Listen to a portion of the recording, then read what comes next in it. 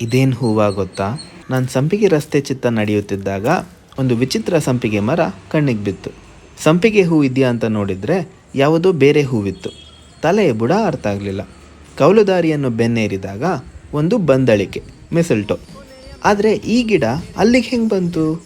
ಸಾಮಾನ್ಯವಾಗಿ ಹಕ್ಕಿಗಳು ಹಣ್ಣನ್ನು ತಿಂದು ಬೇರೆ ಎಲ್ಲೋ ಅಚ್ಚಿಕ್ಕುತ್ತೆ.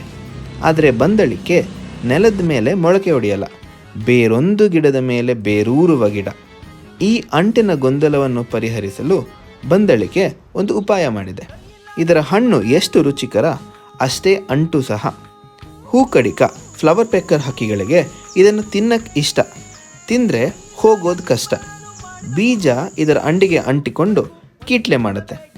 ಕೆರೆತ ನಿವಾರಿಸಲು ಪಾಪದ ಹೂಕಡಿಕ ಕುಂಡಿಯನ್ನು ಕೊಂಬೆಗೆ ಒರೆಸ್ಕೊಳ್ಳುತ್ತೆ.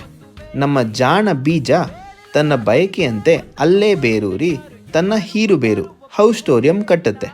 ಆದರೆ ಇದು ಸಾದಾ ಪರಾವಲಂಬಿ ಗಿಡವಲ್ಲ, ಸ್ವಂತ ಎಲೆಗಳಿಂದ ಊಟ ತಯಾರಿಸುತ್ತೆ. ಕೇವಲ ಕಾಲು ಮೇಲೆ ನಿಲ್ಲಕ್ಕಾಗಲ್ಲ. ಅದಕ್ಕೆ ಇವು ಅರೆ ಪರಾವಲಂಬಿ ಗಿಡ, ಹೆಮಿ ಪ್ಯಾರಸೈಟ್. ಇಂತಿ ನಿಮ್ಮ ಕುತೂಹಲದ ಹುಳ ಕುತೂಹಲ.